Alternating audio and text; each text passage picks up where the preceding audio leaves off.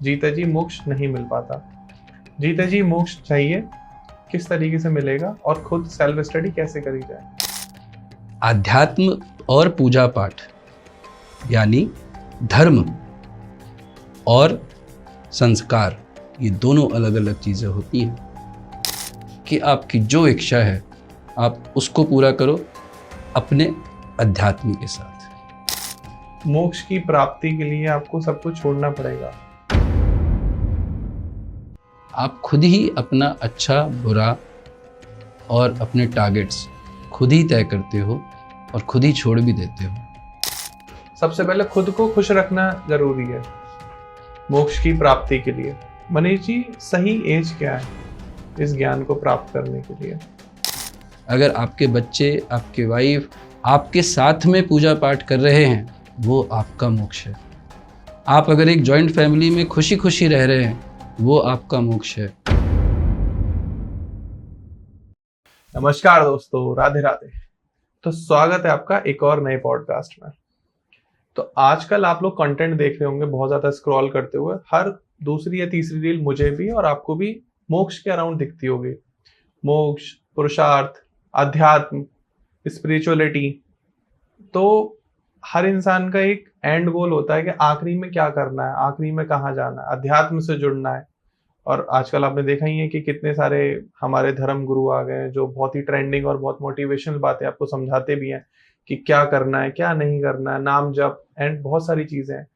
कुछ लोग भगवत गीता के भी बहुत ज्यादा प्रचार में हैं कि भगवत गीता आपको मोक्ष की तरफ लेके जाती है। तो मैंने सोचा क्यों ना इस पर हम एक पूरी कंप्लीट सीरीज बनाएं, क्या आपको समझाएं कि मोक्ष होता क्या, जितना हमें समझ में आया। ये जरूरी नहीं जो हमें समझ में आया है वो, या जो हमारे गेस्ट को समझ में आया है वो कंप्लीट वो चीज हो जो आपको भी समझ में आ जाए, लेकिन हाँ, हम कोशिश करेंगे कि मोक्ष को हम आपके लिए डिफाइन कर पाए। तो हम स्वागत कर रहे हैं हमारे साथ मनीष सर का। मनीष सर, नमस्कार। नमस्कार, कैसे हैं? मैं बहुत अच्छा हूँ। बहुत अच्छा लगा आपको देखकर, आपसे मिलकर एक वही मोक्ष वाली अनुभूति हुई मुझे। बहुत यंग एज में आपने अभी तक 300 एपिसोड, 300 पॉडकास्ट शूट कर दिए हैं। ये बहुत अच्छी बात है। यही एक तरीका है कि जिस तरीके से आप अपने जर्नी को, अपनी चीज़ों को, आज आपने बात करी, आज आपने बहुत अच्छा मुद्दा उठाया कि मैं कंटेंट कंज्यूम कर रहा हूँ और मेरे पास इस तरह के कंटेंट आ रहे हैं जी। तो ये मुझे ही आ रहे हैं कि ये सभी लोगों को आ रहे हैं और आ भी रहे हैं, तो इसके पीछे का जो फैक्ट है, हाँ, उसके पीछे जो उसकी डिजायर है, हाँ, क्या हम उस पर बात कर सकते हैं? exactly. तो थैंक यू सो मच, मुझे आपके साथ बात करने का अवसर मिला और हम दोनों कोशिश करेंगे कि इस पे हम लोगों को बहुत बहुत अच्छे से समझा सकें और खुद भी समझ सकें उनके एक्सपीरियंस के साथ में। कहीं पे भी आपको कुछ भी ऐसा लगे कि हम लोग गलत हैं तो आप कमेंट सेक्शन में ज़रूर कमेंट करके बताएं। जी मनीष जी का अगर मैं थोड़ा सा इंट्रोडक्शन आपको देना चाहूँ तो सर पॉलिटिकल फील्ड से हैं, साथ में मीडिया एंड मार्केटिंग का सर को एक लंबा एक्सपीरियंस है। बट मेन ये है कि हम आज डिस्कशन करने वाले हैं अध्यात्म की। तो अध्यात्म का तो कोई, मैं ये कह नहीं सकता कि कोई ऐसी डिग्री है या पढ़ाई है जो आपके सामने हम दिखा सकें कि हमें इतना एक्सपीरियंस है, लेकिन हाँ, हमारी बातें और हमारा जो एक्सपीरियंस है वही आपको दर्शाएगा कि हमने इस टॉपिक पर कितनी गहरी रिसर्च करी है। तो सबसे पहले वही बेसिक क्वेश्चन जहां से हम शुरुआत करते हैं कि मोक्ष का मतलब क्या है और क्या ये जीते जी मिल जाता है या मरने के बाद मिलता है? सो अभी आपने जैसे थोड़ी देर पहले ही बताया कि अध्यात्म के प्रति लोग बहुत ज़्यादा आज की तारीख में आगे चले गए। हाँ जी। स्पिरिचुअलिटी, मैं कहाँ हूँ, मैं क्या कर रहा हूँ, I am finding my soul purpose. Boss, don't disturb me, मेरे को 2 घंटे लगेंगे अपना सोल पर्पस ढूंढने में। क्या कर रहे हैं सोल पर्पस ढूंढने के लिए? एक्स पॉडकास्ट, वाई रील और गूगल कंटेंट। अब तो एआई भी आ गया, एआई पे भी पूछ लेते हैं भैया मेरा सोल पर्पस क्या है। सो अध्यात्म खुद अपने आप में एक शब्द है जिसका मतलब होता है आत्म अध्ययन, सेल्फ स्टडी। अगर आपको अध्यात्म की तरफ जाना है तो आपको सेल्फ स्टडी करनी होगी। आपको कोई भी रील, कोई भी पॉडकास्ट और कोई भी एआई उसमें हेल्प कर सकता है, आपको रास्ते बता सकता है कैसे करोगे, आप ये मंदिर चले जाइए, रेमेडीज बता सकता है, आपको 4 बंदिशें लगा सकता है कि इसको मत पूजो, ये मत खाओ, वो मत पियो, अगर नॉन वेजिटेरियन खाओगे तो तुम्हारा अध्यात्म से कभी सरोकार ही नहीं है, तुम तो राक्षस प्रजाति के हो। सो ऐसा बिल्कुल नहीं है। तो आध्यात्म का मतलब सबसे पहला है कि आप खुद का अध्ययन करना शुरू करें, खुद को जानना शुरू करें, और अगर आप अभी तक अपने आप को जान नहीं पाए हैं, ये पॉडकास्ट आपके लिए नहीं है, क्योंकि मोक्ष आध्यात्म के बाद का चरण है। ओके। अध्यात्म जब आपको मिल जाता है, अध्यात्म की अनुभूति जब आपको हो जाती है, तब आप मोक्ष की तरफ बढ़ते हैं। हमने सुना है कि मोक्ष जो है सन्यासियों के लिए, बाबाओं के लिए, गुरु के लिए, जो हिमालय में जाते हैं और वहाँ तपस्या करते हैं, उनको समझ में आता है कि मोक्ष क्या होता है। हाँ, मोक्ष सन्यासियों के लिए इसलिए है क्योंकि सन्यासी डिसिप्लिन होके उस मोक्ष, उस डिज़ायर के पीछे जाते हैं। जी। मोक्ष का दूसरा नाम डिज़ायर होता है, मोक्ष का नाम होता है इच्छा, ओके। मोक्ष का नाम होता है रिस्पॉन्सिबिलिटीज़, मोक्ष का नाम होता है अचीवमेंट। हाँ जी। और सन्यासी, गुरु और ऋषि मुनि जितने भी जाते हैं, जैसे अभी आपसे चर्चा हो रही थी, आपने एक बहुत अच्छा एग्जाम्पल दिया, बहुत अच्छी स्टोरी सुनाई कि गौतम बुद्ध राजकुमार थे, उन्होंने पूरा राजाओं वाला जीवन जिया, उनके पास में स्ट्रगल ही नहीं था, उनको स्ट्रगल दिखाया नहीं गया। स्टोरीज ऐसी हैं कि उनको कन्फाइन करके रखा गया, तो उनको कभी बाहर के दुख, पीड़ा, दर्द दिखी ही नहीं। अचानक वो निकले और उनको दुख पीड़ा दिखी। जी। और मेरा ये मानना है, मेरा अध्ययन ये कहता है कि वो निकले स्ट्रगल ढूंढने, क्योंकि उन्हें अपना सोल पर्पस जो हम ढूंढने के लिए इधर उधर पहाड़ों में, गोवा में, केरला में, आजकल वियतनाम बड़ा पॉपुलर हो रहा है, वियतनाम में जाके लोग, बाली में सोल पर्पस ढूंढने जाते हैं कि मेरे को नदी किनारे, समंदर किनारे बैठ के और बड़ा अच्छा लगता है म्यूज़िक सुनते हुए, वो मेरा सोल पर्पस है। नहीं, आप ऐसे सोल पर्पस नहीं ढूंढ सकते हैं। तो सोल पर्पस ढूंढने के लिए आपको सबसे पहले अगर करना चाहिए तो ये करना चाहिए कि अपने कुंडली को देखें। कुंडली में आपके जो जो भाव और जो जो ग्रह हैं, वो सब किसी न किसी रिश्ते और किसी न किसी रिस्पॉन्सिबिलिटी को रिप्रेजेंट करते हैं। आपके उस कुंडली में आप खुद होते हैं स्वयं, जो आपका लग्न होता है, ठीक है। आपके पिताजी होते हैं, आपकी माताजी होती हैं, आपकी बहन या वाइफ होती है, आपके बच्चे होते हैं, आपका धन भाव होता है, आपका मित्र भाव होता है, आपके ग्रह परस्पर शत्रु या मित्र होते हैं। हाँ जी। ये जो आपकी कुंडली है, इसमें जो जो भाव हैं, ये आपका सोल पर्पस है। यानी आपके कुंडली में धन भाव है, धन भाव में आपको कमाना है, तो ये आपका सोल पर्पस है। अगर आपकी कुंडली में पार्टनर के साथ खुश रहना लिखा है और नहीं भी लिखा है, तो उसके साथ रहना आपका सोल पर्पस है। अगर आपको पढ़ना है, आपकी कुंडली में लिखा है कि आप हायर स्टडीज़ के लिए करेंगे, तो ये आपका सोल पर्पस है। इसी के लिए ही आप इस शरीर में आए हैं, ताकि वो जो काम आपके पुराने बाकी रहे हुए थे, वो आप इनको पूरा करो किसी न किसी रूप में। जैसे अगर मैं आपको कहूँ कि आपकी कुंडली में विदेशों में व्यापार लिखा हुआ है, आपने बहुत अच्छा किया, अभी बहुत अच्छा किया, आगे बढ़े, तरक्की करी, सब कुछ करा आपने, लेकिन अल्टीमेटली जब आपको अध्यात्म की तरफ आप बढ़े, आपने पढ़ा, आपको मालूम चला कि नहीं यार, मेरा ये वाला काम तो मेरे लिए नहीं बना, मुझे शायद कुछ और करना चाहिए। तो आपने अपना सोल पर्पस ढूंढा, आपने अपना कुछ शुरू किया, और जो आपने पहला पॉडकास्ट या पहला चैनल का आपका वीडियो आया होगा और उस पर जो पहला सब्सक्राइबर आया होगा, वो आपके लिए मोक्ष होगा, वो अचीवमेंट होगी। और वो आपने ये सब क्यों किया? इसलिए कि आपके पेरेंट्स, आपकी फैमिली, आपके दोस्त, आपकी वाइफ या और पार्टनर, अगर फीमेल है तो उनके लिए पार्टनर, उनके हस्बैंड, और आपके धन भाव, आपका बिजनेस भाव और आपका जो सोल पर्पस है, उस सब को आप एक साथ कैटर कर पाएं। आप इस बिजनेस में आए, आपने ये काम शुरू किया है, ये आपके लिए मोक्ष है। आप इसमें सक्सेस की लेवल आती जाएंगी और आपके मोक्ष बढ़ती जाएंगी। आप बताओ, इसमें आपका क्या कहना है? मनीष जी, मैं अपने व्यूअर्स को एक दो बार और भी बता चुका हूँ कि ये पॉडकास्ट या स्टूडियो या प्रोडक्शन हाउस से पहले मैंने एक दो चीजें छोटी मोटी ट्राई भी करी हैं, सफलता नहीं मिली। और मैं एस्ट्रोलॉजी में उतना बिलीव नहीं करता हूँ। ऑल्दो मेरे घर में एस्ट्रोलॉजर हैं बहुत ही प्रोफेशनल जो 20 साल से प्रैक्टिस कर रहे हैं, लेकिन मैं कभी भी किसी एस्ट्रोलॉजर को यूं ही अपनी कुंडली हाथ नहीं दिखाता। लेकिन फिर जब मुझे लगा कि चलो किसी से सलाह ले लेते हैं, तो उन्होंने मेरी कुंडली देखी। लग्न कुंडली में मेरा गुरु के साथ राहु है। वाह। तो उन्होंने मुझे बताया कि आप जो है एक गुरु हैं, वाह। और लेकिन गुरु के साथ राहु है, तो आपको कोई राहु या गुरु से रिलेटेड काम करना चाहिए। अगर आप इन दोनों को मिला देंगे तो बहुत अच्छी तरक्की करेंगे। अगर आप रियल एस्टेट में जाएंगे तो आपका मंगल स्ट्रांग होना चाहिए, जो कि नहीं है। अगर आपको कोई लोहे से रिलेटेड व्यापार करना है तो शनि स्ट्रांग होना चाहिए, जो आपका नहीं है।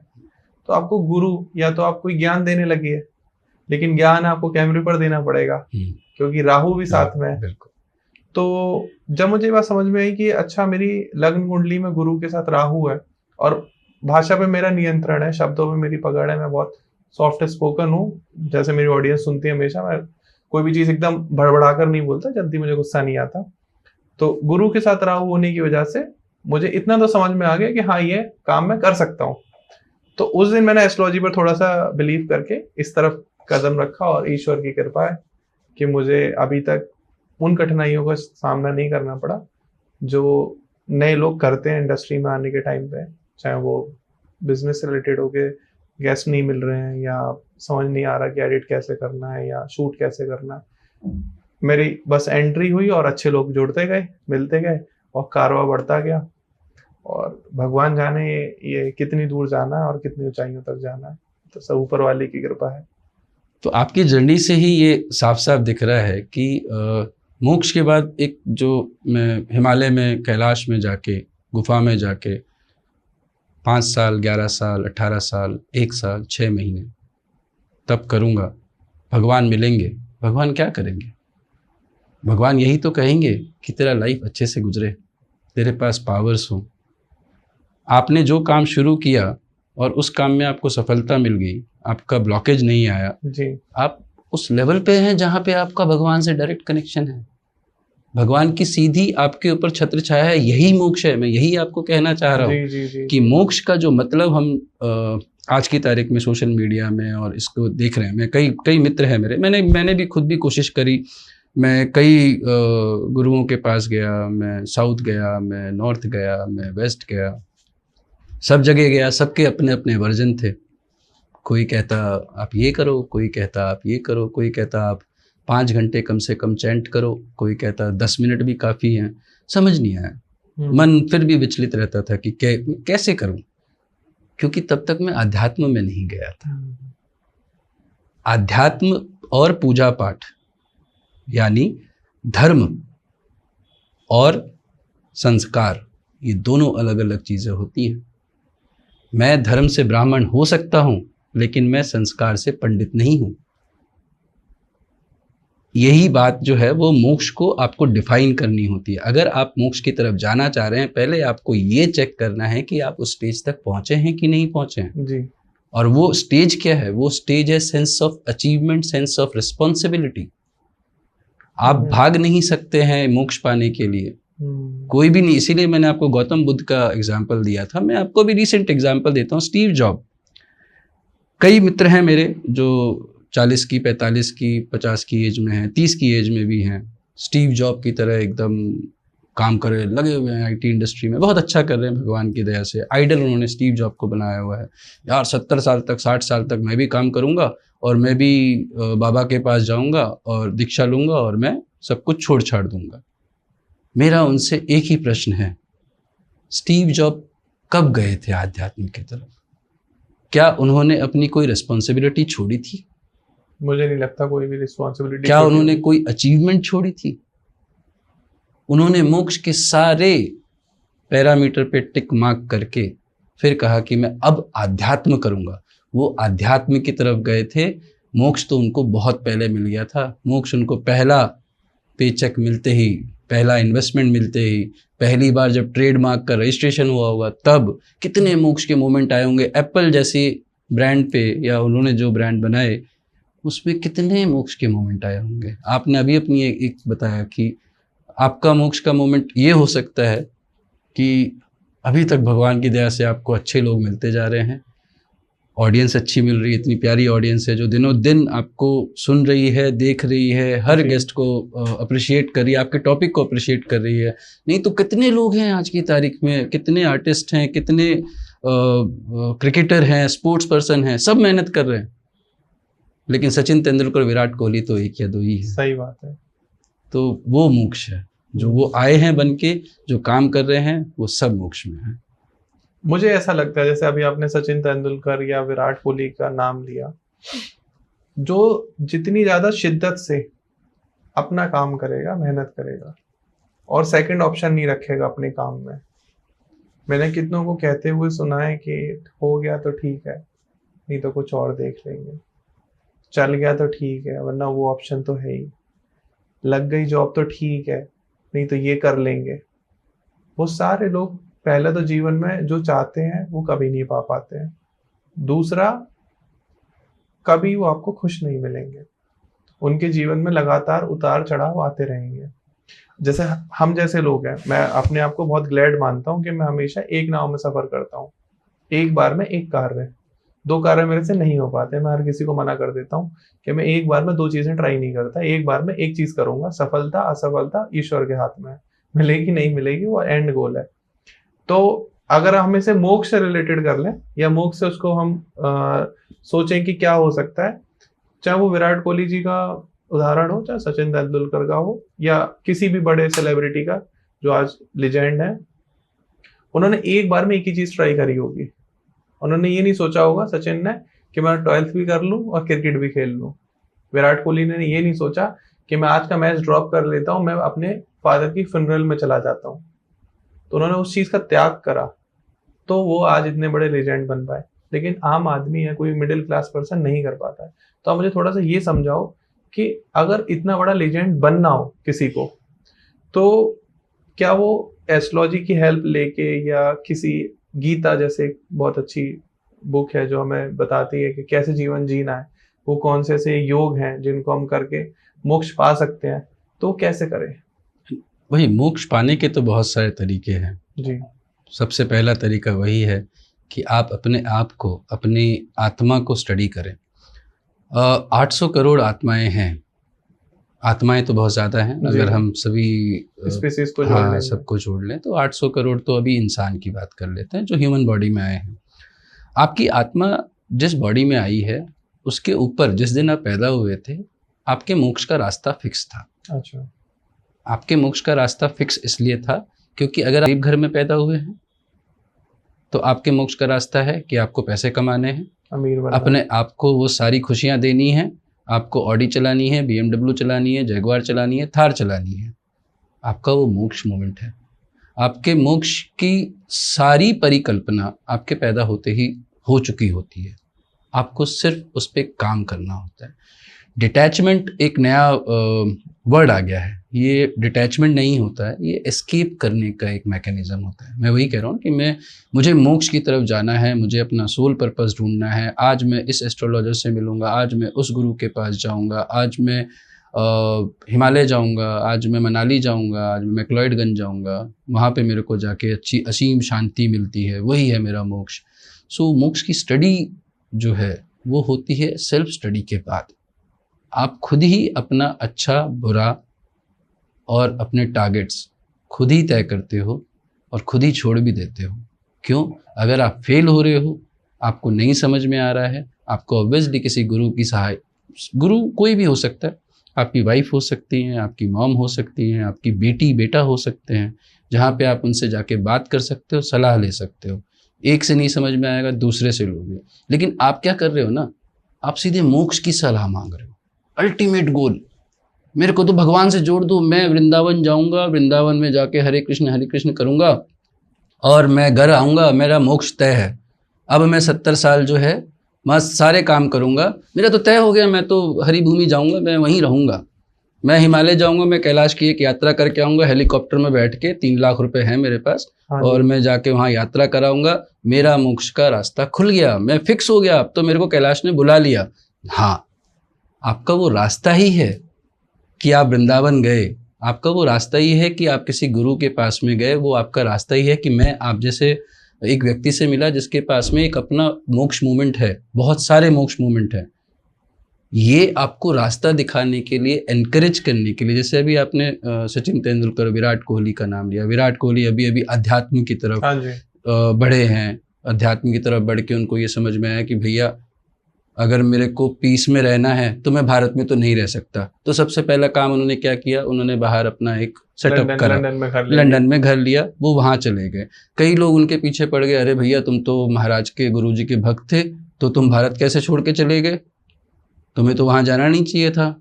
उन्होंने अपनी सेल्फ स्टडी की, उनको पता था कि मुझे कहाँ कहाँ पर क्या क्या काम करने चाहिए, मेरे पास सब कुछ हो चुका है, अब मुझे शांति चाहिए और शांति मुझे वहाँ जाके मिलेगी। तो जिसको जहाँ शांति मिलती है, वो हिमालय भी हो सकता है, वो गोवा भी हो सकता है, और वो आपका स्टूडियो भी हो सकता है, वही मोमेंट आपका मोक्ष है। ओके। तो जैसे हमने कितनी बार वीडियोस में, कंटेंट में, कि मोक्ष की प्राप्ति के लिए आपको सब कुछ छोड़ना पड़ेगा। हाँ, वो डिटैचमेंट वाली जो बात आप कह रहे हैं, क्या छोड़ना क्या पड़ता है, वही आप डिटैचमेंट कह सकते हैं या आइसोलेशन कह सकते हैं। आइसोलेशन आपको मोक्ष नहीं दे सकता, नहीं दे सकता। डिटैचमेंट भी आपको मोक्ष नहीं देगा। वो आपको एक झूठी तसल्ली देगा। आप अगर किसी चीज़ से, मान लीजिए लड़ाई हो रही है, लड़ाई हो रही है, आपको किसी ने गाली बकी, आपने फाइट बैक नहीं किया, आप भाग गए, अब पीछे क्या हुआ है, आपके दोस्त पिट रहे हैं, नहीं पिट रहे हैं, क्या हो रहा है, पुलिस आई है नहीं आई है, आपको नहीं पता है। जब तक आप दोबारा उसको पूछोगे नहीं, तब तक आप क्या हो, आप शांत हो। आपको लगता है कि अरे मैं उस लड़ाई से बच गया, मैंने एस्केप किया। ये आइसोलेशन, डिटैचमेंट इज नॉट मोक्ष। मोक्ष का मैं फिर से वही आपको रिट्रेट करता हूँ जो आपने किया और जो काफ़ी लोगों ने किया है इन दिनों, वो है अध्यात्म, सेल्फ स्टडी। सेल्फ स्टडी आपको सिर्फ तभी आएगी जब आप अपनी रिस्पॉन्सिबिलिटीज़ को निभाना सीखेंगे और अपने ज्ञान को बढ़ाना सीखेंगे, बढ़ाएंगे, लगातार लोगों से मिलेंगे, नेटवर्क करेंगे, और तीसरी जो सबसे बड़ी चीज़ है, अपनी आत्मा को खुश रखेंगे। आप अगर ये सोच रहे हैं कि मैं 23 किलोमीटर पहाड़ चढ़ के बारिश के सीज़न में जान हथेली पे रख के और वहाँ पहुँचूँगा, अपने घोड़े घुटने सब तोड़ ताड़ के, और मुझे मोक्ष मिल जाएगा, आपकी आत्मा तृप्त नहीं है।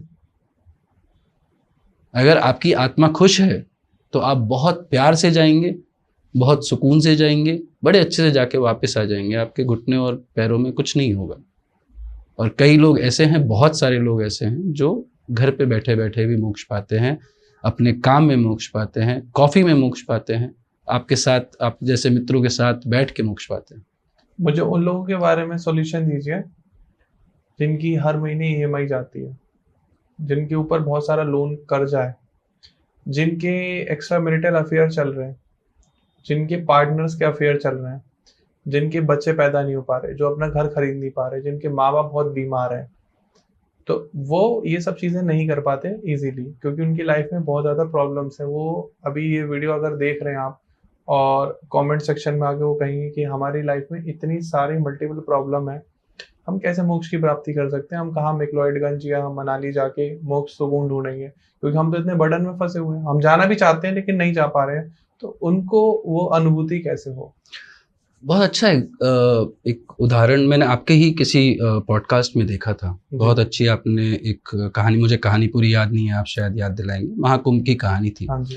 महाकुंभ का इवेंट एक ऐसा इवेंट था जहाँ पर करोड़ों की संख्या में लोग आए थे, जी। करोड़ों की संख्या में लोग आए थे। इनमें मैक्सिमम लोग वो थे जो मनाली, मैक्लोडगंज, कैलाश मानसरोवर, वैष्णो देवी नहीं जा पाते हैं। तो वो कुंभ में नहा के, त्रिवेणी संगम पे नहा के अपने आप को मोक्ष की तरफ ले जाने की कोशिश कर रहे थे। सो ऐसा नहीं है कि आप नहीं कर पा रहे हैं, आपके पास इतनी सारी प्रॉब्लम्स हैं और अपने मोक्ष को नहीं ढूंढ सकते हैं। तो मोक्ष आपका सबसे बड़ा वही है कि जो आप कर पा रहे हैं उसमें मोक्ष को ढूंढिए, उसमें खुशी को ढूंढिए। ईएमआई आपको भगवान ने नहीं दी है। आपके ऊपर जो जॉब का संकट है वो भी भगवान का किया हुआ नहीं है। आपके ग्रह आपस में इधर उधर हो सकते हैं। आप चल रहे हो, आपका स्लिप कर गया, पैर आपका थोड़ा सा मोच आ गया, आप ऑब्वियसली रेस नहीं कर पाओगे ना, ये हो सकता है, इसमें कोई दिक्कत नहीं है। लेकिन ये भगवान ने नहीं किया है।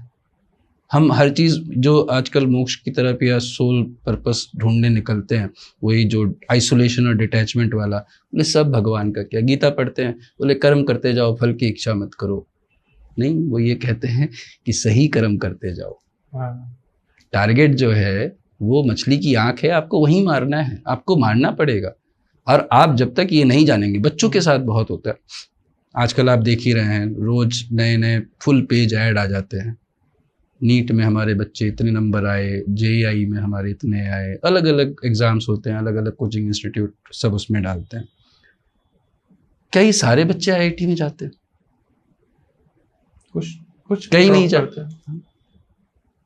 आप इंजीनियर थे, आज आप प्रोड्यूसर हैं।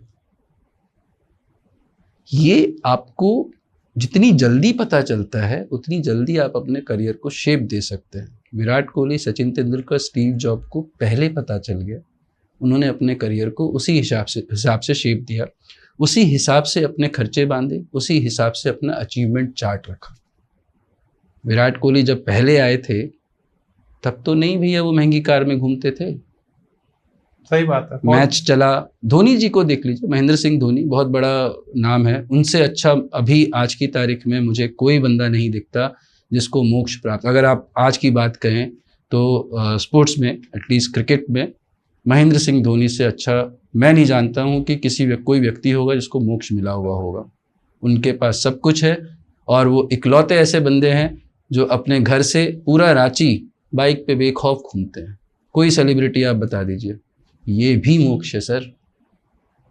आप इतने प्यार से हर चीज़ अचीव करके, और शुरू में जहाँ से जिस फैमिली से वो आते हैं, जैसे उन्होंने अपना पूरी पिक्चर बनी है उनके ऊपर, जैसे उन्होंने अपना जर्नी किया, पहला मैच जो उनका था जिसमें उन्होंने 184 मारे थे, वो मैच से लेके आज तक कभी मैंने ऐसा नहीं देखा कि वो मैच जीता नहीं, उससे पहले किसी को बोला भैया मेरे को एक काम करो, साउथ में कोलाबा के अंदर ये वाला जो टाटा के पास में, ताज के पास वाला बंगला मेरा, कर सकते थे वो भी।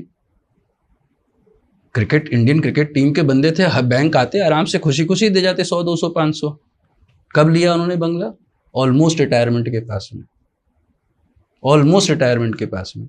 तो हम जो क्या करते हैं, हमारी जॉब लगती है, हम तुरंत सबसे पहले जाते हैं आईफोन लेके आते हैं, क्योंकि हमारी मोक्ष की परिभाषा वही है। हमारी परिभाषा वो है कि हम क्लब जाएं, हमारी परिभाषा वो है कि हम सीपी जाएं और वहाँ पे पकौड़े खाएं, हम वहाँ पे लोगों को पॉडकास्ट शूट करते हुए देखें, अरे यार ये बहुत अच्छा है, और घर पे आके हम खुद ही मिरर के सामने गाना गाते रहें। हमारे लिए मोक्ष क्या होगा? जब हम वो शूट करेंगे। तो ये मोक्ष के मोमेंट जो है उसको थोड़ा संभाल के खर्च करना चाहिए। आपने अगर अपने टाइम के पहले अपनी रिस्पॉन्सिबिलिटीज़ को पूरा किए बगैर कोई नई रिस्पॉन्सिबिलिटी या अचीवमेंट को आप मतलब मोक्ष मानेंगे या खुश हो जाएंगे उस पर, तो वो आपको कभी भी अध्यात्म की तरफ नहीं ले जाएगा। आप अपनी स्टडी कभी कर ही नहीं पाएंगे। एक क्वेश्चन और है यहाँ पर। अब जैसे आपने मुझे 2 या 3 बार समझाया, हमारी ऑडियंस को भी, कि अपनी स्टडी करनी है, खुद को जानना है, वो अध्यात्म है और वो आपको मोक्ष की तरफ लेकर जाता है। किसी ने ये वर्ड पहली बार सुना है, मोक्ष। लोगों को तो, मेरे जैसे लोगों को अभी तक ये पता है कि मरने के बाद मोक्ष मिलता है। जीते जी मोक्ष नहीं मिल पाता। जीते जी मोक्ष चाहिए, किस तरीके से मिलेगा और खुद सेल्फ स्टडी कैसे करी जाए? जी, बहुत अच्छा, मतलब you are a good question. So मोक्ष का अगर एक सही मायना बताया जाए तो आपकी मृत्यु के बाद क्या खत्म होता है? आपकी शरीर खत्म हो जाता है और आत्मा दूसरे शरीर में प्रवेश करती है। आत्मा तो, आप मर गए, आपको क्या पता? हाँ, अब ये मरने के बाद क्या हुआ, मरने के और पैदा लेने के पहले क्या हुआ, ये मुझे नहीं पता है। ये मेरे को 4-5 लोगों के पास में जब गया तो लोगों ने बोला भैया तुम पिछले जन्म में मुसलमान थे, तुमने महिलाओं के साथ में बर्बरता की थी, इसीलिए आज की तारीख में तुम्हें लव और रिलेशन नहीं मिल रहा है। अब तुम्हें ये करना है तो तुम पहले जाओ और महिलाओं की इज्जत करना शुरू कर दो। अब आप क्या है कि अचानक आप थे बड़े संस्कारी, आप सबको, आप बॉयज स्कूल में पढ़े, आपने सब कुछ, सबको माँ बहन की नजर से ही देखा, लेकिन आपके दिल में आ गया यार, गिल्ट आ गया, यार मेरी आत्मा पे तो इतना बड़ा कर्ज है, और उस गिल्ट के अंदर दब के आपने दूसरी, तीसरी, चौथी, पांचवी चीज करी जो आपको अपने मोक्ष से और दूर ले गई। तो मोक्ष का अगर सरल शब्दों में अगर मैं व्याख्या करना चाहूँ बहुत छोटे में, तो आपके शरीर के साथ सिर्फ खत्म होती है आपकी इच्छाएं, आत्मा की और आपकी इच्छाएं। अभी मेरे को गूज़बम्स हो गए। सो आपकी जो इच्छाएं हैं, कमेंट करके ज़रूर बताइएगा सेक्शन में, उसको लिस्ट डाउन करिएगा कि आपकी इच्छाएं कौन कौन सी पूरी हो गई हैं, कितनी इच्छाएं पूरी हो गई हैं। इस पे भी हम अगले एपिसोड्स में कभी ना कभी चर्चा करेंगे। बिल्कुल। तो आपकी इच्छाएं हैं जो वो मृत्यु के बाद खत्म होती हैं। शरीर, रिश्ते, ये सब तो आप आज भी खत्म कर सकते हो, लेकिन इच्छाएं जो हैं वो इकलौती ऐसी चीज़ है जो आप जीते जी कभी खत्म नहीं कर सकते। अगर आप में मोक्ष की इच्छा है तो वो भी मोक्ष है। यानी जिस दिन आपको मोक्ष मिलेगा, वो इच्छा है आपके अंदर, तो वही आपका मोक्ष है। तो मोक्ष आपकी डिजायर्स है, मोक्ष आपकी इच्छा है, अचीवमेंट है। मोक्ष अगर आपको पाना है तो आप अचीव करना शुरू करिए, आप चीज़ों को, मोमेंट्स को जीना शुरू करिए, आप अपने हर रिलेशन को जीना शुरू करिए, आप मोक्ष की प्राप्ति कर लेंगे। अपने आप खुश रह जाएंगे, आपकी EMI भी चली जाएंगी। क्यों? क्योंकि अगर मान लीजिए आप अपने भाई से अच्छे संबंध बनाते हैं, आप अपना मंगल स्ट्रॉन्ग करते हैं। आप खुद से अपना अच्छा संबंध बनाते हैं, आपका लग्न बुध, गुरु और राहु है, आप अपना गुरु और राहु स्ट्रॉन्ग करते हैं। आप फादर से बनाते हैं, अपना सन स्ट्रॉन्ग करते हैं। माँ से बनाते हैं, चंद्रमा स्ट्रॉन्ग होता है। तो ये अगर आप इन लोगों को प्रैक्टिकल लाइफ में, इन लोगों को अगर आप अपने साथ कर लेंगे और काम को करते रहेंगे, आपकी सब चीजें अपने आप ठीक हो जाएंगी। कोई EMI का चक्कर नहीं होगा सर। मैं आपको बता रहा हूँ, अगर आप 3 महीने सिर्फ अपने आप को रियलाइज करें, अपनी डिजायर्स को एक पेज पे लिखें, डेली लिखें, टिक करते जाएं, मेरी ये पूरी हो गई, मेरी ये पूरी हो गई, मेरी ये पूरी हो गई। जो बची हुई है उसको अपना एक सोल पर्पस बना लें और उसकी तरफ काम करना शुरू करें। फेलियर आएंगे, हो सकता है कि आपकी वो डिजायर आपके मोक्ष के रास्ते में सबसे बड़ा रोड़ा हो जी। हो सकता है आपको, जैसे मैं अपना एग्जांपल देता हूँ। जब मैं 10+2, ये जो अभी 10+2 हाई स्कूल पास करके, इंटर पास करके बच्चे आए हैं, उनके लिए भी शायद थोड़ा सा अच्छा होगा, वो भी समझ पाएंगे कि करियर में किस तरीके से मोक्ष की प्राप्ति होती है। सो बहुत अच्छा था, सरकारी नौकरियों का दौर होता था सर उस टाइम पे, और सरकारी नौकरियां लगने के लिए स्पेसिफिक कोटाज होते थे। हम लोग जनरल कैटेगरी से आते हैं तो हमारे पास में थोड़ी सी लीवरेज कम थी, पढ़ाई पूरी करनी पड़ती थी, मेहनत पूरी करनी पड़ती थी, दौड़ भाग पूरी करनी पड़ती थी। तो मेरे सभी रिश्तेदारों ने, मेरे पिताजी ने, सबने कहा कि तुम संस्कृत में शास्त्री कर लो। अच्छा। दादाजी मेरे ज्योतिष थे, तो उनकी बड़ी इच्छा थी कि मैं संस्कृत में शास्त्री कर लूँ, सरकारी नौकरी पक्की है। और ये क्योंकि राजस्थान में संस्कृत का गवर्नमेंट बहुत अच्छा वो करती है। राजस्थान, मध्य प्रदेश, छत्तीसगढ़, ये कुछ राज्य ऐसे हैं जहाँ पे संस्कृत के विद्यालय अभी भी हैं, कॉलेजेस हैं, महाविद्यालय हैं, तो वो बड़ा अच्छा प्रमोट करते हैं। तो मेरे को वो भी वही बोला गया कि आप वो करिए। फिर मेरे जीवन में मैं यही मोक्ष वाली बात है, अध्यात्म की बात है, पढ़ते पढ़ते पता चला कि मैं तो इसके लिए बना ही नहीं। और ये मेरे दादाजी ने बताया, सब चेक करके बोले भैया तू कुछ भी कर लेगा, तेरी सरकारी नौकरी नहीं लगेगी। अब मैं उस टाइम को नहीं मानता और मैं उस गुरु को या किसी एक को समर्पित होकर ये बात नहीं मानता, तो मैं क्या करता, अपने मोक्ष से और डिटैच होता। क्यों? मेरा मोक्ष संस्कृत नहीं था, मेरा मोक्ष सरकारी नौकरी भी नहीं थी। मेरा मोक्ष था कि मैं थिएटर करूं, मेरा मोक्ष था कि मैं ब्रांडिंग करूं, मैं शूट करूं, सिनेमा पे आऊं, टीवी पे आऊं, मेरा मोक्ष वो था। लेकिन ये मुझे तब तक नहीं पता था।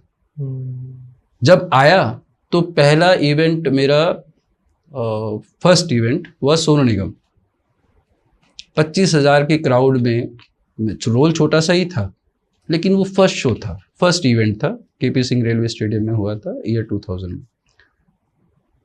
वो जब मैंने शो करा, जब मैं ग्रीन रूम में सोनू निगम को देखा, अब आप 10 साल से किसी को सुन रहे हो, बचपन से कैसेट में, हमारे टाइम पे वॉकमैन और वो आते थे, उसकी कैसेटें आती थी, तो वो आप सुन रहे हो और वो आपको सामने दिख रहा है और उसको आप मैनेज कर रहे हो, उसको आप गाइड कर रहे हो, वो मेरे लिए मोक्ष था। बड़ी बात है। वो मेरे लिए मोक्ष था। तो मोक्ष की डेफिनेशन सबसे अच्छी यही है जो मेरे को समझ में आई है सर, कि आपकी जो इच्छा है आप उसको पूरा करो अपने अध्यात्म के साथ। पढ़ते रहिए और अपनी इच्छाओं को पूरा करते रहिए, अपनी रिस्पॉन्सिबिलिटीज़ को पूरा करते रहिए। आप अपने आप उस स्टेट ऑफ माइंड में पहुंच जाएंगे जहां पे भगवान और आपके बीच में कुछ भी नहीं होगा। थोड़ा सा इलॉजिकल बात करते हैं। मैं लिख लेता हूँ, मेरी डिज़ायर है कि एक मेरे पास प्राइवेट जेट हो। एज इफ नाउ मेरी ऐसी कंडीशन है, प्रैक्टिकली पॉसिबल नहीं है। हो सकता है भविष्य में ले लूँ अभी, लेकिन अभी क्या आसार देख के नहीं लग रहा है कि ले लूँगा जल्दी। तो क्या ऐसी डिज़ायर को पालना या बनाना मोक्ष की प्राप्ति की तरफ एक कदम है? नहीं, वही वापस से रीइटरेट करता हूँ, डिज़ायर ये नहीं, इच्छा की बात करते हैं। इच्छा होती है आपके पास में, वो कुछ भी हो सकती है, उसके ऊपर कोई बंदिश नहीं है, और अगर बंदिश आप डालते हो तो वो कभी मैनिफेस्ट नहीं होगी। ठीक है। वो आपके अपने आप, इसीलिए मैंने कहा अध्यात्म से पहले आप सेल्फ स्टडी करें, आप अपनी डिज़ायर को एनालाइज करें, अपनी इच्छाओं को आप लिस्ट डाउन करें। इच्छाएं ये नहीं है कि मैं कई पॉडकास्ट में आपके भी मैंने देखा है कि साहब मेरे को तो मन है कि मैं कटरीना कैफ से शादी करूं। आपके एक एपिसोड में आया था कि मैं कटरीना कैफ से शादी करूं। नहीं हो सकती, नहीं हो, दैट इज फॉर श्योर। कि आप उसकी फोटो लगा लो, पोस्टर लगा लो, हमारे टाइम में पोस्टर बिका करते थे, पोस्टर लगा लगा के हम लोग बैठे रहते थे, ममता कुलकर्णी के, मनीषा कोइराला के, तो कभी ऐसा नहीं था। लेकिन इच्छा क्या हो सकती है? मेरी कटरीना कैफ जैसी सुलझी एक मेरे को हमसफर मिले जो मेरे को मेरे मोक्ष के रास्ते में आगे बढ़ा के लेके जा सके। आज कटरीना कैफ हैं, जो उनके हस्बैंड है, क्या नाम है उनका? विक्की कौशल। सो विक्की कौशल और कटरीना कैफ की जोड़ी आज आइडल जोड़ियों में एक है। वो सारे त्योहार भी कर रहे हैं, बहुत अच्छा कपल है, एक दूसरे को कॉम्प्लीमेंट करता है। तो मैं कटरीना कैफ नहीं मांग सकता, लेकिन मैं अपनी इच्छा ज़रूर कर सकता हूँ कि अगर मुझे मोक्ष चाहिए तो मुझे एक ऐसा पार्टनर मिले जो मेरे साथ उतना वैसा हो, या इसके जैसा हो, या उसके जैसा हो, वो किया जा सकता है। और पहले कहा भी जाता था ना कि यार बहू हो तो या तो मेरी बहन जैसी हो, या मेरी भाभी जैसी हो, या मेरी मम्मी जैसी हो, सारे गुण हो उनके अंदर। तो वो उसी तरह का रेप्लिकेशन है। जो आप चाहेंगे वो आपको मिलेगा ज़रूर, और आप कर भी लेंगे, लेकिन सही चीज़ की चाहत आपको। जेट से बहुत अच्छा एक एग्जाम्पल है। आपने कभी ना कभी तो इच्छा की होगी सर, जब आप दिल्ली आए होंगे, आप जब आए होंगे तब, हाँ मेट्रो तो बन गई थी, लेकिन फिर भी एक चिलचिलाती धूप में, कड़कड़ाती ठंड में, जब आपको इधर से उधर जाना पड़ता रहा होगा, स्टूडेंट टाइम में अलीगढ़ जाते होंगे, घर जाते होंगे, भले ही आप कार हो चाहे कैसे भी जाएं, तो जब आप जाते होंगे तो आपको मन में तो आता होगा यार मैं इंटरनेशनल फ़्लाइट लूँगा, यार मेरे को टर्मिनल 3 से ड्यूटी फ्री से कुछ लेके आना है, यार मेरे को कुछ करना है। आपने कहीं इच्छा करी होगी तभी तो पूरी हुई। आप इच्छा ही नहीं करते। अगर हम ये सोच रहे हैं कि मैं तो सिर्फ फलाना गुरु का चैंट करूँगा, जपनाम करूँगा और मैं अपनी इच्छाएं लिख लूँगा। मेरे को मनीष और ध्रुव ने कहा था कि भाई अपनी डिज़ायर लिख लो और टिक मार्क करते जाओ, मोक्ष मिल जाएगा। वो इच्छा आपके दिल में अपने आप आती है जब आप उस लेवल पे पहुंचना शुरू करते हैं। उससे पहले आप उसको प्रेशराइज करते हैं। मोक्ष के लेवल पे आप तभी पहुंचेंगे जब आपका लेवल अध्यात्म का कंप्लीट होगा, उससे पहले आप पहुंच ही नहीं सकते। अच्छा, मुझे अभी तक थोड़ा ये भी समझ में आ रहा है कि आप ये समझाना चाह रहे हो कि खुद को दुख पहुंचाना बंद करो। सबसे पहले खुद को खुश रखना जरूरी है मोक्ष की प्राप्ति के लिए। तो मनीष जी, सही एज क्या है इस ज्ञान को प्राप्त करने के लिए? क्या 18, 20 साल, 22 साल की उम्र में भी? आपने देखा होगा आजकल पुरुषार्थ भी बहुत फेमस है। बच्चे, छोटे छोटे बच्चे 360 5 days पुरुषार्थ की प्रैक्टिस कर रहे हैं। और भी बहुत सारी ऐसी प्रैक्टिस हैं जो हमारे ग्रंथों में है, जो करते हैं। अभी सोशल मीडिया पर उतनी वायरल नहीं हो सकता है, जब तक हम ये पॉडकास्ट करें एक और नई चीज वायरल होना स्टार्ट हो जाए। तो अगर मोक्ष की प्राप्ति है तो सही एज क्या है, और जैसे पुरुषार्थ की हम प्रैक्टिस करते हैं 365 डेज की, मोक्ष की प्राप्ति के लिए ऐसी कितने दिन की प्रैक्टिस कर सकते हैं? मोक्ष प्रैक्टिस से नहीं आ सकता, ये कोई ऐसी अचीवमेंट नहीं है, क्योंकि आपकी जब तक इच्छाएं रहेंगी, जब तक आप उसको पाते रहोगे, आपका मोक्ष आता जाता रहेगा। इसमें कोई एज का बात नहीं है। लेकिन इसमें एक बहुत अच्छी कहानी मैं आपको बताता हूँ। जी। हमारे धर्म में और संस्कारों में, इतिहास में, पूरे विश्व के, चाहे आप किसी भी धर्म से आते हो, किसी भी कल्चर से आते हो, ये 2020 के 4 पार्टों में बांटा हुआ है। ठीक है। 20 साल तक आपका बाल्यकाल होता है, अगर इंग्लिश में जाएंगे तो children, then teen, then youth. Youth is 25+। So आपका वो जो चलता है, जो साइकिल है, वो साइकिल आपके सोल की मैच्योरिटी के साथ बनाया गया है। फॉर एग्जाम्पल, ईगल का मोक्ष कब मिलता है?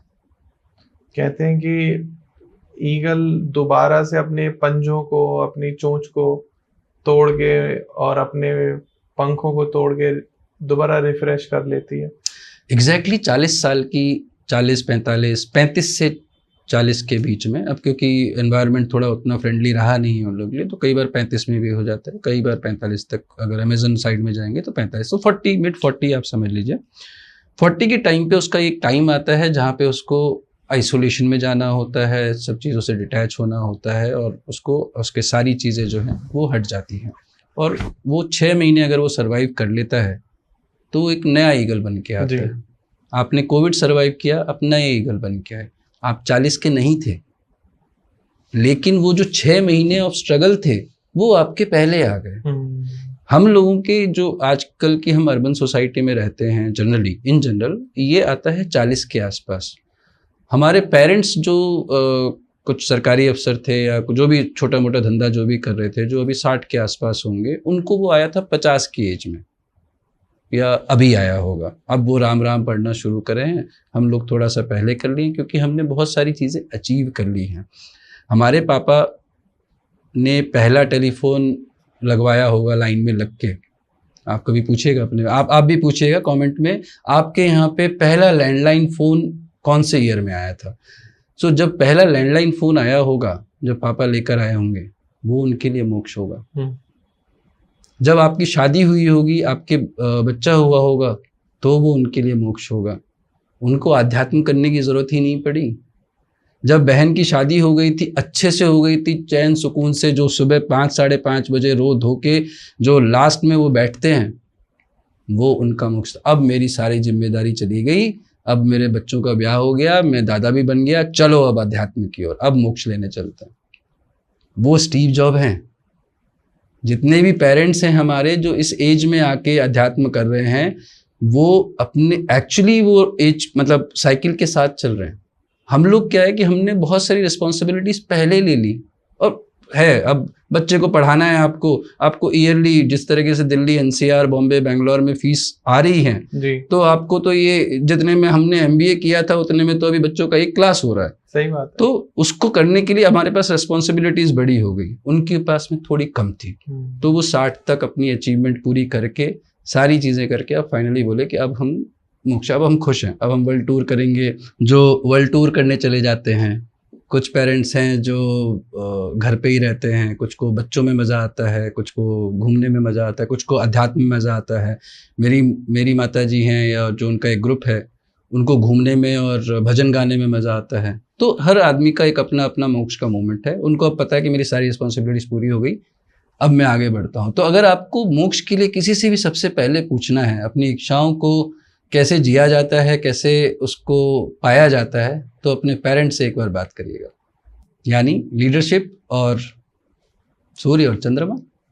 क्या बात है, उनके स्ट्रगल। अगर कोई व्यक्ति थोड़ा और गहराई में जानना चाहता है मोक्ष की, जैसे मैंने अपने एग्जाम्पल दिया कि मुझे ये समझ में आया कि मैं गुरु और राहु से रूल करता हूँ, तो या तो मैं गुरु वाला काम करूँ या राहु वाला, दोनों करूँ तो ज़्यादा बेटर है एक साथ। अच्छा स्कोप मिलेगा। कितना आसान होता है ये जानना किसी भी व्यक्ति के लिए कि वो क्या करे? जानना तो बहुत आसान होता है। जानना तो आप किसी भी हस्तरेखा विशेषज्ञ के पास चले जाइए, खुद ही गूगल में डालिए, अपना डेट ऑफ बर्थ डालिए, कुंडली आ जाएगी, कुंडली का आप पढ़ के अपना एक करियर भाव में देख के, बिजनेस भाव में देख के आप खुद भी जान सकते हैं कि मुझे करना क्या है करियर में।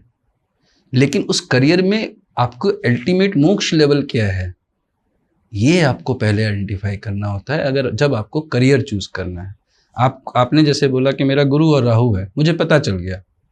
अब आपने चूज किया प्रोडक्शन हाउस, आप कुछ और भी चूज कर सकते थे। आप कुछ और कंटेंट प्रोडक्शन में कुछ और कर सकते थे, आप इन्फ्लुएंसर मार्केटिंग में जा सकते थे, आप क्रिएटिव एजेंसी बन सकते थे। सारे काम वही थे, गुरु और राहु था। आप स्पिरिचुअल गुरु बन सकते थे, आप खुद एक गुरु बन सकते थे, मैं उधर होता आप इधर होते, ये भी हो सकता था। लेकिन आपने चूज किया कि मेरे को ये वाला काम करना है, क्योंकि इसमें अल्टीमेट मेरे को लग रहा है कि मेरी इच्छाएं जो हैं वो पूरी हो जाएंगी। मेरी इच्छा क्या है? मेरी इच्छा है कि सस्टेन्ड एक मॉडल हो। मेरी इच्छा है कि जितने भी नए कंटेंट प्रोड्यूसर हैं, नए लोग हैं, उनको एक प्लेटफॉर्म मिले, लोग अपनी बातें ज़्यादा से ज़्यादा कह पाएं। यही तो आपकी इच्छा है। ये आपकी कैसे पूरी होती है? आप क्रिएटिव एजेंसी में जाते, आप किसी न किसी के प्रेशर में काम कर रहे होते, आप फ्री नहीं होते। आपको फ्री रहना था, इसीलिए आपने प्रोडक्शन हाउस चुना। तो आपको करियर की सलाह देंगे, जैसे रियल एस्टेट का बोलेंगे कि यार आपके तो राजयोग है, आपका मैजिक नंबर है 11, 22, 33, आप एकदम हवा में, अरे इल्यूजन्स, अपन तो करोड़पति बन जाएंगे। एक पिक्चर थी बड़ी अच्छी, Akshay Kumar, mister and Mrs खिलाड़ी। हाँ जी। उसमें उसके मामा एस्ट्रोलॉजर होते हैं, अरे भांजे तू तो राजा बनेगा, तू तो राजा बनेगा। वो राजा बनने के चक्कर में कभी काम नहीं करता। कादर खान उसके सही गुरु थे, उसको सिखाना चाह रहे थे कि तेरे को काम करना है। अल्टीमेटली वही सिखाते भी हैं। जब वो फाइट करके पैसा लेके आता है, जब उसके ऊपर मुसीबतों का पहाड़ टूटता है, उसकी वाइफ उससे चली जाती है, उसकी बहन उसके ऊपर प्रेशर बनाती है कि भैया नहीं अब तो तेरे को करना ही पड़ेगा। अल्टीमेटली वो करता किसके लिए है? वो सूमो पहलवान से क्यों लड़ता है? क्योंकि उसको अपनी वाइफ बचानी होती है, उसको अपनी बहन की इज्जत रखनी होती है, उसको अपनी माँ को खुश करना होता है, उसको अपने ससुर को यानी किसी को प्रूव करना होता है। वो उसका अल्टीमेट मोक्ष है। तो एस्ट्रोलॉजी आपको बता सकता है कि मोक्ष का रास्ता क्या होगा, लेकिन बाबू चलना खुद पड़ेगा। और चलने के जो लैप्स हैं वो हैं आपके अचीवमेंट्स। आप बिना अचीव किए, मैं बिल्कुल भी किसी को होप नहीं दे रहा हूँ कि आप सारी चीज़ें डिज़ायर लिख लो और अचीव कर लो और आपका मोक्ष मिल जाएगा। हो सकता है आपके अंदर फिर भी आग हो। और सबसे अच्छी बात यह है कि मोक्ष हर किसी के लिए नहीं है, सभी के लिए नहीं। सभी के लिए नहीं। मेरा अगला क्वेश्चन यही आने वाला था। मोक्ष हर किसी के लिए नहीं है। अगर ऐसा होता तो ये साइकिल चलती ही नहीं। ये जो साइकिल चल रही है, मोक्ष हो गया, खत्म हो गया, अब तो आप भगवान के पास चले गए। फिर भी साइकिल चलती है। क्यों चलती है उसके पीछे भी, और आपका ये आखिरी जन्म है या आपके पूर्व जन्म है, कौन सा जन्म है, ये भी आप कुंडली से देख के बता सकते हैं। अच्छा। जैसे मैं अगर आपको देखूं तो अभी ये आपका आखिरी जन्म है मेरा, हाँ, या पहला हो सकता है। शुक्र। इस साइकिल का आखिरी हो सकता है या पहला हो सकता है। जो युति है आपकी लगन के अंदर वो ये हो सकती है। शुक्र करने की बात नहीं है। हम जैसे आपने पिछले जन्म में मोक्ष पाया होगा, आपकी सारी इच्छाएं पूरी हो गई होंगी, इसीलिए आप इस बार सेटल्ड फैमिली में आए, सेटल्ड एनवायरनमेंट में आए। आपके पास में चैलेंजेस आए, लेकिन वो चैलेंज भी बहुत ज़्यादा देर तक सस्टेन नहीं कर पाए। आपने अच्छे यूनिवर्सिटी में, अच्छे स्कूल में, अच्छे पार्टनर के साथ आप अपना जीवन बिता रहे हो। ये आपके पिछले जन्म का मोक्ष था, अगर आपको वैसे कनेक्ट करना है तो। लेकिन अब आप देखोगे कि अब मैं इस टाइम पे क्या करूं कि अगले जन्म में क्या होगा। अगले जन्म की आप चिंता क्यों कर रहे हो? आपने पीछे भी नहीं करी थी। आपने पीछे भी अपनी सारी इच्छाएं पूरी कर ली। कई लोग होते हैं जो कहते हैं यार मेरा ये करने का बड़ा मन करता है। क्यों? क्योंकि मेरे को किसी ने बताया कि मेरे पिछले जन्म में मैं ये था, मेरे ऊपर कार्मिक डेप्ट आ गया है, मेरा नंबर 16 और 19 और 13 आ गया है, मैं तो बहुत डर गया हूँ। बहुत हाफ बेक्ड चीज़ें होती हैं, वो मेरे मोक्ष में सबसे बड़ा रोड़ा बन रहा है। तो सर, आप हर किसी को मोक्ष की तरफ जाने की जरूरत नहीं है। मोक्ष की एज बहुत बाद में है, आप उसके बारे में सोचना शुरू करें। आपके लिए मोक्ष जो है वो ये है कि आप खुश रहें, अपने आप में खुश रहें और अपने सराउंडिंग को खुश रखें। आपकी चीज़ें कभी रुके नहीं, वही आपके लिए मोक्ष है, वही भगवान का आशीर्वाद है जिसको आपको कैरी करना चाहिए। क्या बात है मनीष जी। आप लोगों को हेल्प करते हैं ये चीज़ पर्सनली कभी समझाने के लिए? अगर कोई हमारा व्यूअर्स आपसे डायरेक्ट कनेक्ट होना चाहता है और समझना चाहता है कि मनीष जी आप, ऑब्वियस है जो भी हम वीडियो में लोगों को समझाने की कोशिश कर रहे हैं, ज्ञान देने की कोशिश कर रहे हैं, उस मात्र से भी उनका भला नहीं होता। फिर भी वो चाहते हैं कि किसी से बात करें और समझें कि हमारा सोल पर्पस क्या है, एंड गोल क्या है। तो आप कभी किसी को ऐसे पर्सनल कंसल्टेशन देते हैं? यहाँ जो आज आपने मुझे आमंत्रित किया हुआ है, ये उसी कड़ी का हिस्सा है। पर्सनलाइज अभी कुछ भी इस तरह की हम लोग सेवाएं सहायता नहीं कर रहे हैं।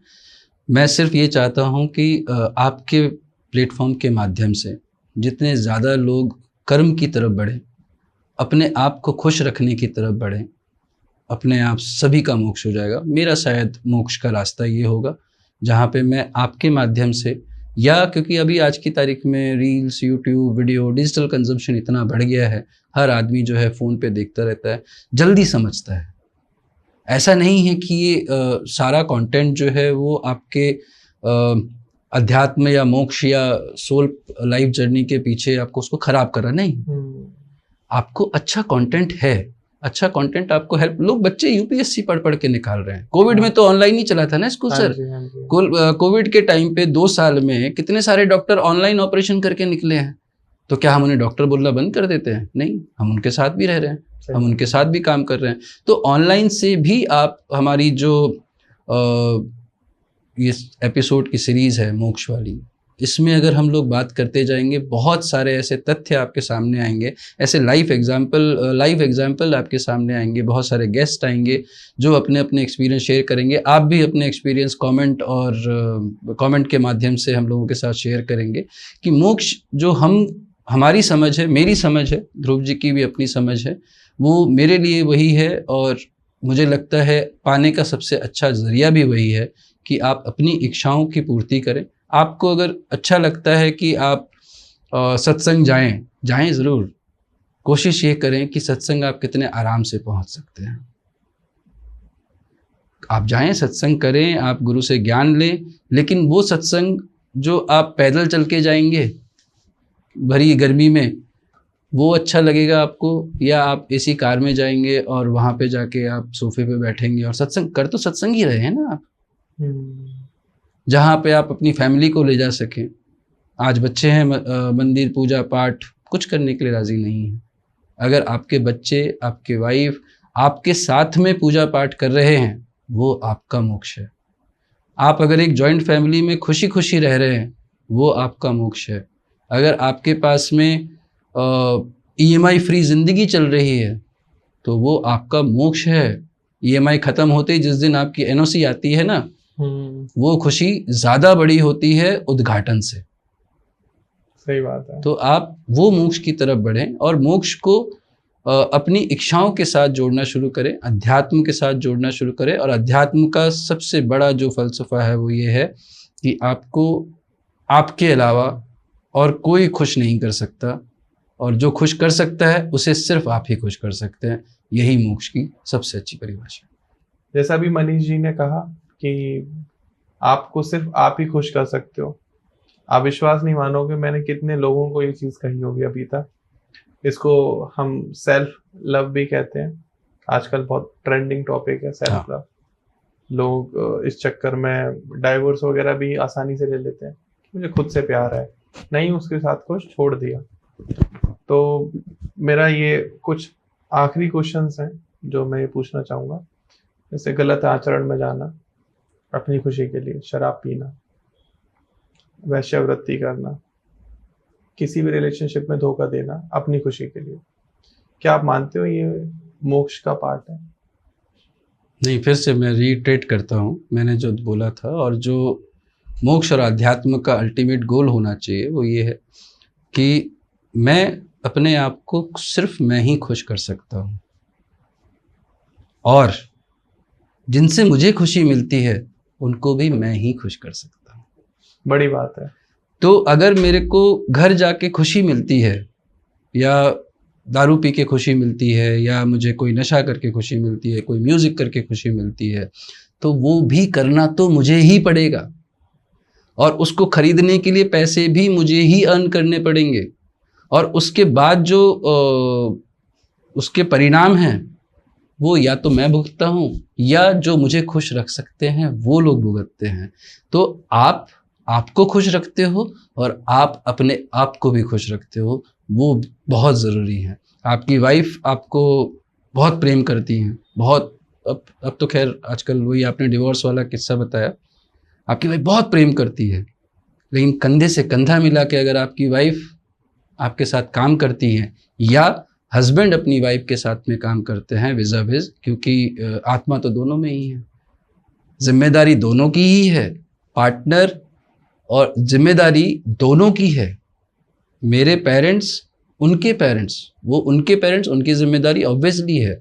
हम रिश्ते और कल्चर के साथ में रह के हम अपने पेरेंट्स की और उनके पेरेंट्स की भी जिम्मेदारी अपने ऊपर लेते हैं, रिस्पॉन्सिबिलिटीज़ का चार्ट थोड़ा और बड़ा कर लेते हैं, लेकिन अल्टीमेटली है दोनों की रिस्पॉन्सिबिलिटी, चाहे वो पुरुष हो, चाहे वो महिला हो, चाहे बहन हो, बहन की भी अपनी रिस्पॉन्सिबिलिटी है, भाई की भी अपनी रिस्पॉन्सिबिलिटी है, अपनी अपनी इच्छाएं हैं। तो डिवोर्स होने का जो सबसे बड़ा कारण है वो यही आधा अधूरा ज्ञान है, जो हमने शुरुआत में ही कहा था कि हमें ये लगता है कि मुझे तो इसी बात से खुशी मिलती है, मैं तो झोला उठाता हूँ जी, निकल जाता हूँ मैं। तो ऐसे एग्जाम्पल झोला उठा के निकल के सक्सेस पाने वालों के बहुत कम हैं। सही बात है, बहुत कम है। लेकिन क्या है, वो उनको तो खुश रख रहा है, लेकिन क्या वो किसी को खुश रख पा रहे हैं? क्या आपके होने से आज आप एक बिजनेस करते थे पहले, आपने कई ऐसे मौके आए होंगे, मेरा प्रश्न है ये आपसे, कई ऐसे मौके आए होंगे जब आपको ऐसा लगा होगा कि यार सही में किसी के तो काम आया, किसी के चेहरे। अब इसका मतलब ये नहीं है कि आप गोविंदा बनके और रोज सड़क पे निकलें, एक कादर खान उठाएं, घर लाएं, उसको नहलाएं धुलाएं और खाना खिलाएं, दारू पिलाएं और उसको बोलें कि हाँ मैंने अच्छा काम कर लिया, या आप जाएं भंडारा कर। अच्छी बात है, ये सब करना चाहिए, लेकिन आपने अपने काम करने वालों के साथ, आपने जब बिजनेस किया हो, या अपने गेस्ट के साथ जब आप ये कर रहे हैं, या अपने कॉलेज के टाइम पे आपको कई बार ऐसा लगा होगा कि हाँ यार मैंने जितना किया है ना उसका मेरे को आज कुछ तो मिला। मेरे को लगा कि अगर मैं इतना नहीं किया होता तो शायद मैं ये नहीं कर पाता। सत्य। 4 लोगों को जॉब देना भी मोक्ष है। आप अपना लेवल देखिए कहाँ पहुंच रहे हैं। आप राजा नहीं हैं, लेकिन आप राजा के बराबर हैं। आपके पास 4 लोग हैं जो आपको सर्व करते हैं, आपके साथ काम करते हैं। आप उनको कैसे ट्रीट करते हैं? क्या आप उनकी इच्छाओं को अपनी इच्छा मानते हैं? अभी अभी कुछ आया, कुछ दिनों पहले चेन्नई की या पुणे की कोई कंपनी थी, चेन्नई की थी, तो उसने अपने सीनियर डेवलपर्स को सबको क्रेटा गिफ्ट करी। बड़ा ट्रेंड हुआ, वो चीज़ें हुई। आप उस कंपनी के जो मालिक हैं, आप वहाँ पे बैठ के देखिए उसको कितना मोक्ष मिला होगा, कितने लोगों की इच्छाएं उसने पूरी की होंगी। तो आप बता, आपके आया कभी ऐसा लाइफ में कि कभी कोई आके बोला हो कि हाँ ध्रुव भाई आपने मेरे को उस टाइम पे वो मदद नहीं की होती, या आप कर पाए तो ये अच्छी बात है। अब इसमें भी बड़ा वो दिलचस्प आंकड़ा है जो मैं आपके एग्जाम्पल के बाद आपसे बताऊंगा। आप बताइए, कोई ऐसी कोई कहानी किस्सा तो होगा ऐसे सर। प्लेंटी ऑफ एग्जाम्पल हैं जो मुझे देखते हैं और कमेंट सेक्शन में बता भी देंगे, कि क्योंकि ऑब्वियस आदमी कैमरे पर झूठ नहीं कह सकता। जितने लोग मुझसे जुड़े आज तक, मैंने खुद का नुकसान करके, खुद को परेशानी में डाल के, या खुद की इच्छाएं दबा कर कह सकता हूँ, हर किसी का भला सोचा, चलो ठीक है हमारा नुकसान हो रहा है, इसका फायदा हो। उसका रिजल्ट भी मुझे वापस मिला। उन लोगों ने भी अपने नुकसान करके मेरा फायदा कराया। कई बार उन्होंने भी नुकसान झेला। उन्होंने कहा ध्रुव भाई कोई बात नहीं, लेकिन कभी भी जब भी हम शाम बैठे तो उन्होंने ये चीज़ मुझसे कही है कि अगर आप नहीं होते तो जिस सिचुएशन में अभी हम हैं उस सिचुएशन में कभी पहुंच नहीं पाते। फाइनेंशियल फायदे ही दिए मैंने किसी को, हो सकता है कि मानसिक सुख ना दे पाया हूँ, लेकिन हाँ फाइनेंशियली जो उनकी कंडीशंस थी उसको थोड़ा अपलिफ्ट किया, जस्ट बिकॉज कि एक स्ट्रॉन्ग टीम बन पाऊँ। अकेले पैसे तो कोई नहीं कमा सकता, बड़ा काम करना है तो बड़ी टीम चाहिए। तो वो टीम मेंबर ही थे और उन्हीं के साथ मेरा लगाव है, वही मेरे दोस्त रहे हमेशा। मेरे क्लाइंट्स और मेरी टीम ही मेरी दोस्त होती है। बाहर से मेरे ऐसे कोई खास दोस्त बन नहीं पाते क्योंकि मैं समय कम दे पाता हूँ। तो मैं कोशिश यही करता हूँ कि जो मेरे साथ काम कर रहे हैं और जो जिनसे मेरा व्यापार है, वही उन्हीं से मेरी दोस्ती हो जाए, उन्हीं के साथ मैं ज़्यादा टाइम स्पेंड करूँ, व्यापार सुचारू रूप से चलता रहे। नहीं, बहुत अच्छा आपका बड़प्पन है ये। लेकिन मैं ध्रुव भाई के सभी दर्शकों को एक बात बता दूं जो ये जनरली मुझे नहीं पता कि पहले इन्होंने बताई है कि नहीं। 2020 में जब कोविड आया था तो इनके बहुत सारे जो पार्टनर्स थे वो काम नहीं कर पा रहे थे और उनके जो पार्टनर्स के जो डिस्ट्रीब्यूटर के जो सेल्समैन और जो गिग वर्कर्स होते हैं उनकी तनख्वाहें कहीं पे जाके अटक गई थी। और आपने चाइना में रहते हुए भी पैसों का पूरा अरेंजमेंट किया जी। और सब लोगों की आपने यू मेड श्योर कि 6 महीने जब तक आप वहाँ से आ नहीं जाएं तब तक अपने घर के थ्रू उनको आपने अरेंज करवाए पैसे। बहुत कुछ खोया। हाँ, तो मैं वही कह रहा था कि आप वहाँ पे कर पाए। आपके पास में भगवान ने एक शक्ति दी हुई है, आपके पास में वो एनर्जी थी आपके पास, यानी इतने पैसे थे कि आप किसी की मदद कर पाए। और वो जो मदद करी और वो 6 महीने में जिसकी दिवाली का आप जो किस्सा बता रहे थे कि दिवाली पे आपके पास में कॉल आया था, वहाँ पे व्हाट्सएप चलता नहीं है। जी। तो उन्होंने कॉल करवाया था आपको लैंडलाइन से, गुजरात से कोई नंबर था और हाँ, उन्होंने वो वाले किस्से पे थोड़ा बताएं कि उनके घर में कैसे आपने पैसे पहुंचाए थे लास्ट मिनट पे। गुजरात में एक्चुअली क्या है कि आंगड़ियाँ बहुत चलते हैं, ठीक है। कुछ लोग हवाला, लेकिन वो कोई 2 नंबर का काम नहीं है। वो हवाला या आंगड़िया जो है पैसे को बहुत जल्दी पहुंचाने का एक तरीका है। अच्छा, चाइना में जब बैंकिंग सिस्टम बंद हो गए थे, आप NEFT RTGS नहीं कर पा रहे थे आसानी से, पूरा ट्रेड बंद हो गया था। तो पूरा ट्रेड बंद हो गया था। तो आंगड़िया या हवाला में अगर आपके संपर्क है तो आपको बस एक कॉल करने की देर होती है और आप पैसा इंडिया से चाइना या चाइना से इंडिया कहीं भी पहुंचा सकते हैं। तो ये सही बात है कि मैंने कई जगह पैसे आंगड़िया के थ्रू पहुंचाए थे उस समय पर कि आप ये यहाँ पे पैसे पहुंचाइए, इनकी मदद हो सके। और उसके लिए हमने ये भी एक डिसीजन मैंने लिया था कि जो मेरा स्टॉक निकल रहा था वो मैंने बहुत कम दामों में वहीं बेच दिया, वापस कर दिया था। उसका जो भी अमाउंट आया वो मैंने वापस दे दिया, ताकि आपके पार्टनर्स और आपके जो आपके ऊपर डिपेंडेंट लोग थे उन लोगों का घर चलता रहे, उन लोगों की दिवाली अच्छे से मने। आपने अपनी परवाह भी की। थोड़ा अगर सब्र रख लेते तो शायद उतना बड़ा लॉस नहीं होता, लेकिन ये था कि उस टाइम की कंडीशन ऐसी थी कि लगातार फोन कॉन्टिन्यूस सभी के आना कि आप आगे क्या करना, आगे क्या करना, कैसे करेंगे। अब पैसा तो रुक गया सारा जो आ रहा था एकदम से। तो मुझे वही उस टाइम पे सही लगा। जैसे आप एक रिलेट कर सकते हो, आपने देखा होगा हर्षद मेहता की आपने स्टोरी देखी होगी, तो हर्षद मेहता को एक ऑफर मिलता है कि 1000 करोड़ का स्टॉक है लेकिन मैं तुझे 100 करोड़ दूंगा। तो कहता पागल है क्या, 1000 करोड़ की चीज 100 करोड़ में क्या दूंगा। लेकिन मैं ये कह सकता हूँ कि 1000 करोड़ की चीज मैंने 10 करोड़ में दे दी। जस्ट ये कि अभी वाली कंडीशन से बाहर निकलना है। मैं तो निकल जाऊंगा लेकिन मेरे साथ वाले कहीं ऐसा ना फंस जाए कि कोई बड़ी मानहानि हो जाए जिसको हम कभी भर ना पाए। जी, वही अचीवमेंट जो है आपकी, जो आपको लोगों ने दुआएं दी होंगी कोविड के टाइम पे, लोगों के जो आपने हेल्प करी थी और बिना अपने आप को दुख पहुंचा है। जी। कहीं पे भी जो भी लोग इस पॉडकास्ट को देख रहे हैं और अभी उन्होंने ध्रुव भाई को सुना होगा कि आप अपने आप को कष्ट देके, अपनी जेब काट के अगर किसी को खुश करने जाएंगे या अपनी खुशी को छोड़ के किसी को खुश करने जाएंगे तो आप बिल्कुल मोक्ष के लिए नहीं बने हैं। आपको हर हाल में खुद को खुश रखना है ताकि आपसे दूसरे अपने आप खुश हो जाएंगे। आपका तेज इतना होगा कि लोग खुद आपके पास आएंगे और आपके पास आके खुश होंगे। वो आपका मोक्ष लेवल है। हम आज के एपिसोड के साथ में ध्रुव भाई आपकी इजाज़त हो तो जी। और इसी पे इसको हम लोग करेंगे कंक्लूड और अगले एपिसोड में फिर मिलेंगे कि तो लेट्स सी हम 1 हफ्ते के अंदर कितना अपनी खुशी को ढूंढ सकते हैं, एनहांस कर सकते हैं। आपको जिन को खुश रखना है उनको आइडेंटिफाई कर सकते हैं। जी। अगर आप एक्स्ट्रा मैरिटल अफेयर कर रहे हैं और आप लगे हुए हैं दूसरे को खुश करने में या तीसरी को खुश करने में, तो आप नहीं खुश कर पा रहे हैं, मोक्ष ही कर ही रहते नहीं पाएंगे, आप कर ही नहीं पाएंगे। सही आपको बात। करना एक को खुश है, समर्पण किसी एक के प्रति होना चाहिए, ये गीता में कहा गया है।